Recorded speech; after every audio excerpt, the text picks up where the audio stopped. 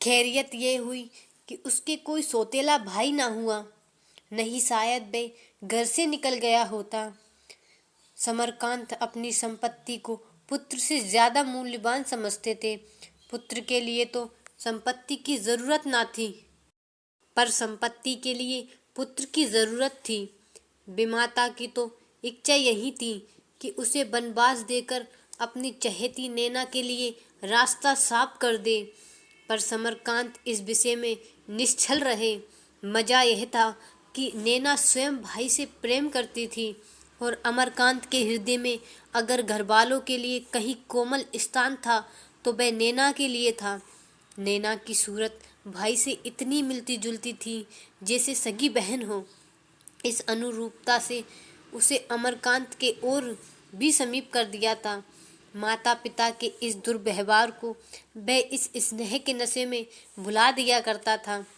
घर में कोई बालक ना था और नैना के लिए किसी साथी का होना अनिवार्य था। माता चाहती थी नैना भाई से दूर दूर रहे। वह अमरकांत को इस योग्य न समझती थी कि वह उनकी बेटी के साथ खेले। नैना की बाल प्रकृति इस कूटनीति के झुकाए न झुकी। भाई बहन में यह स्नेह यहाँ तक बढ़ा कि अंत में बीमार तत्व से माँ तत्व को भी परास्त कर दिया। विमाता ने नैना को भी आंखों से गिरा दिया और पुत्र की कामना लिए संसार से विदा हो गई। अब नैना घर में अकेली रह गई। समरकांत बाल विवाह की बुराइयां समझते थे, अपना विवाह भी ना कर सके। वृद्ध विवाह की बुराइयां भी समझते थे। अमरकांत का विवाह करना जरूरी हो गया। अब इस प्रस्ताव का विरोध कौन करता। अमरकांत की अवस्था 19 से कम ना थी, पर देह बुद्धि को देखते हुए अभी किशोर अवस्था में ही था। देह का दुर्बल, बुद्धि का मंद पौधे को कभी मुक्त प्रकाश न मिला। कैसे बढ़ता, कैसे फैलता। बढ़ने और फैलने के दिन कुसंगित और असंयम निकल गए। 10 साल पढ़ते हो गए और अभी ज्यों त्यों करके 8वें में पहुंचा था। किंतु विवाह के लिए ये बातें नहीं देखी जाती। देखा जाता है धन, विशेषकर उस बिरादरी में जिसका उद्यम ही व्यवसाय हो। लखनऊ के एक धनी परिवार से बातचीत चल पड़ी। अमरकांत की तो लार टपक पड़ी। कन्या के घर में विधवा माता के सिवा निकट का कोई संबंधी ना था। धन की कहीं तहा नहीं। ऐसी कन्या बड़े भागों से मिलती है। उसकी माता ने बेटी की साथ बेटी से पूरी की थी। त्याग की जगह भोग, शील की जगह तेज, कोमल की जगह तीव्र का संस्कार किया था। सिकुड़ने और सिमटने का उसे अभ्यास न था और यह युवक प्रकृति की युवती बिहाई गई। युवती प्रकृति के युवक से जिसमें पुरुषार्थ का कोई गुण नहीं। अगर दोनों के कपड़े बदल दिए जाते तो एक दूसरे के स्थानापन्न हो जाते। दबा हुआ पुरुषार्थ ही स्त्रीत्व है।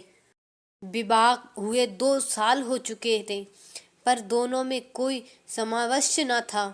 दोनों अपने अपने मार्ग पर चले जाते थे।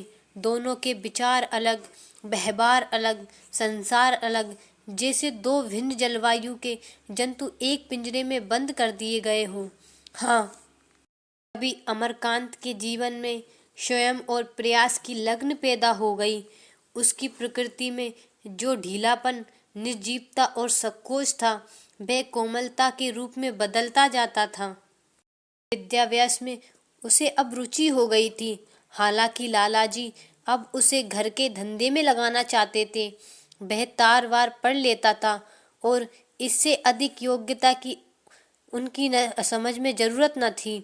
पर अमरकांत उस पथिक की भांति जिसमें दिन विश्राम काट दिए हो, अब अपने स्थान पर पहुंचने के लिए दूने वेग से कदम बढ़ाए चला जाता था।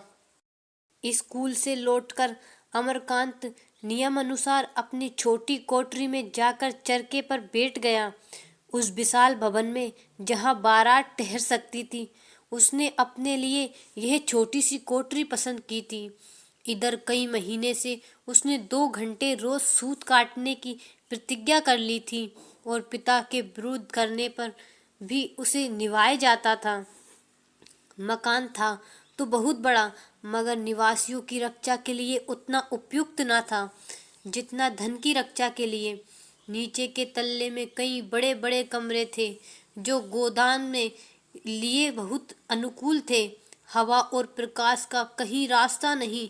जिस रास्ते से हवा और प्रकाश आ सकता है उसी रास्ते से चोर भी आ सकता है। चोर की शंका उसकी एक एक ईंट से टपकती थी।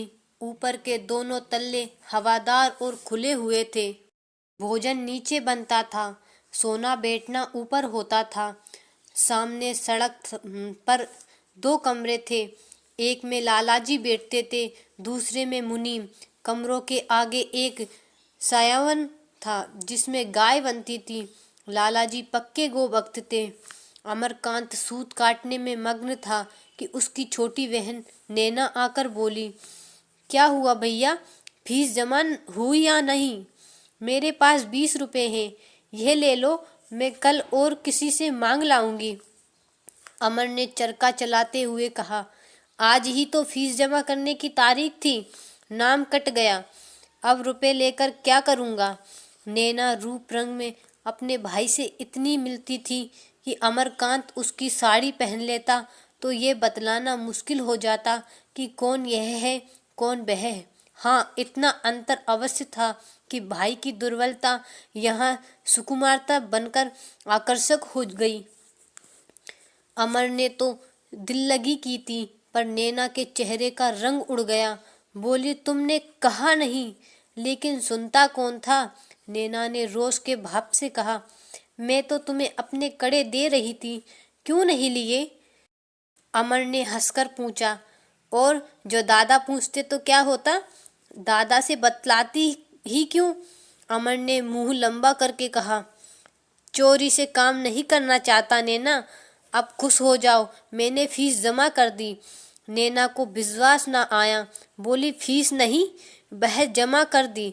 तुम्हारे पास रुपए कहाँ थे? नहीं नैना, सच कहता हूँ, जमा कर दी। रुपए कहाँ थे? एक दोस्त से ले लिए। तुमने मांगे कैसे? उसने आप ही आप दे दिए, मुझे मांगने ना पड़े। कोई बड़ा सज्जन आदमी होगा। हाँ, है तो सज्जन। नैना, जब फीस जमा होने लगी तो मैं मारे शर्म के बाहर चला गया, ना जाने क्यों।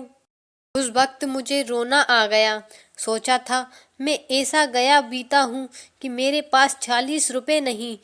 वह मित्र जरा देर में मुझे बुलाने आया। मेरी आंखें लाल थी, समझ गया, तुरंत जाकर फीस जमा कर दी। तुमने कहाँ पाए ये 20 रुपए? यह ना बताऊंगी। नैना ने भाग जाना चाहा। 12 बरस की ये लज्जाशील बालिका एक साथ ही सरल भी थी और चतुर भी। उसे ठगना सहज था, उससे अपनी चिंताओं को छिपाना कठिन था। अमर ने छिपछिपाकर उसका हाथ पकड़ लिया और बोला, जब तक बतलाओगी नहीं मैं जाने ना दूंगा, किसी से कहूंगा नहीं, सच कहता हूँ। नैना चैपती हुई बोली, दादा से लिए? अमरकांत ने वेदेली के साथ कहा, तुमने उनसे नहक मांगे नैना? जब उन्होंने मुझे इतनी निर्दयता से धुतकार दिया तो मैं नहीं चाहता कि उनसे एक पैसा भी मांगूं। मैंने तो समझा था कि तुम्हारे पास कहीं पड़े होंगे। अगर मैं जानता कि तुम दादा से ही मांगोगी तो साफ कह देता, मुझे रुपए की जरूरत नहीं। दादा क्या बोले? नैना सहज नेत्र होकर बोली, बोले तो नहीं, यही कहते रहे कि करना धरना कुछ नहीं, रोज रुपए चाहिए, कभी फीस, कभी किताब, कभी चंदा। फिर मुनीम जी से कहा, 20 रुपए दे दो, 20 रुपए फिर दे देना। अमर ने उत्तेजित होकर कहा, तुम रुपए लौटा देना, मुझे नहीं चाहिए। नैना सिसक सिसक कर रोने लगी। अमरकांत ने रुपए जमीन पर फेंक दिए थे और वे सारी कोठरी में बिखरे पड़े थे। दो में से दो, एक भी चुनने का नहीं नाम ले रहा था। सहसा लाला समरकांत आकर द्वार पर खड़े हो गए। नैना की सिसकियां बंद हो गई और अमरकांत मानो तलवार की चोट खाने के लिए अपने मन को तैयार करने लगा। लालाजी दोहरे बदर से दीर्घकाय मनुष्य थे, सिर से पांव तक सेठ, वही तलवाट मस्तक, वही फूले हुए कपोल, वही निकली हुई तोंद, मुख पर स्वयं का तेज था जिसमें स्वार्थ की गहरी झलक छुपी हुई थी। कठोर स्वर में बोले, चरखा चला रहा है, इतनी देर में कितना सूत काटा होगा? 2-4 रुपए का? अमरकांत ने गर्व से कहा, चरखा रुपए के लिए नहीं चलाया जाता। और किस लिए चलाया जाता है? ये आत्मशुद्धि का एक साधन है। समरकांत के घाव पर जैसे नमक पड़ गया। बोले, ये आज नहीं बात मालूम हुई, तब तो हमारे ऋषि होने में कोई संदेह नहीं रहा, मगर साधना के साथ कुछ घर गृहस्थी का काम भी देखना होता है। दिन भर स्कूल में रहो, वहां से लौटो तो चरखे पर बैठो, रात को तुम्हारी स्त्री पाठशाला खुले, संध्या समय जलसे हो, तो घर का धंधा कौन करे? मैं बेल नहीं हूँ, तुम ही लोगों के लिए जाल में फंसा हुआ हूँ। अपने ऊपर लाद ना ले जाऊंगा, तुम्हें कुछ तो मेरी मदद करनी चाहिए। बड़े नीतिवान बनते हो। क्या यही नीति है कि बूढ़ा बाप मरा करे और जवान बेटा उसकी बात भी ना पूछे? अमरकांत ने दृढ़ता से कहा, मैं तो आपसे बार बार कह चुका, आप मेरे लिए कुछ ना करें, मुझे धन की जरूरत नहीं। आपकी भी वृद्धावस्था है, शांति चित होकर भगवत भजन कीजिए। समरकांत तीखे शब्दों में बोले, धन ना रहेगा लाला तो भीख मांगोगे, यो चैन से बैठकर चरखा ना चलाओगे, यह तो ना होगा। मेरी कुछ मदद करो। पुरुषार्थहीन मनुष्यों की तरह कहने लगे, मुझे धन की जरूरत नहीं। कौन है जिसे धन की जरूरत नहीं? साधु सन्यासी तक पैसों पर प्राण देते हैं। धन बड़े पुरुषार्थ से मिलता है, जिसमें पुरुषार्थ नहीं वे क्या धन कमाएगा? बड़े बड़े धन की अपेक्षा करते हूँ, उपेक्षा कर ही नहीं सकते। तुम किस खेत की मूली हो? अमर ने उसी वितंडा भाव से कहा, संसार धन के लिए प्राण दे, मुझे धन की इच्छा नहीं। एक मजदूर भी धर्म और आत्मा की रक्षा करते हुए जीवन का निर्वाह कर सकता है। कम से कम मैं अपने जीवन में इसकी परीक्षा करना चाहता हूँ। लालाजी को वाद विवाद का अवकाश न था।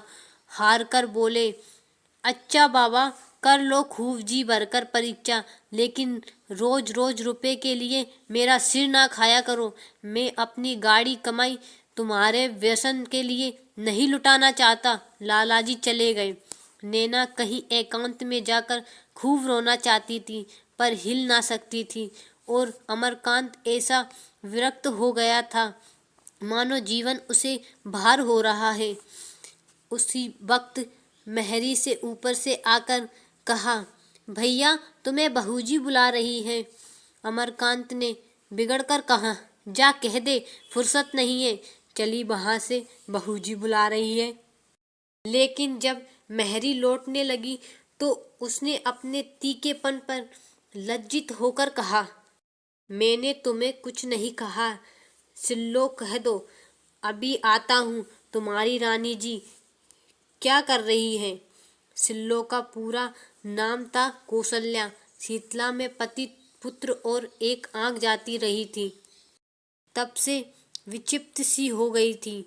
रोने की बात पर हंसती, हंसने की बात पर रोती। घर के और सभी प्राणी, यह तक कि नौकर चाकर तक उसे डांटते रहते थे। केवल अमरकांत उसे मनुष्य समझता था। कुछ स्वस्थ होकर बोली, बेटी कुछ लिख रही है। लालाजी चीखते थे, इसी से तुम्हें बुला भेजा। अमर जैसे गिर पड़ने के बाद गर्द झड़ता हुआ प्रसन्न सा मुख ऊपर चला। सुखदा अपने कमरे के द्वार पर खड़ी थी। आगे की कहानी जानने के लिए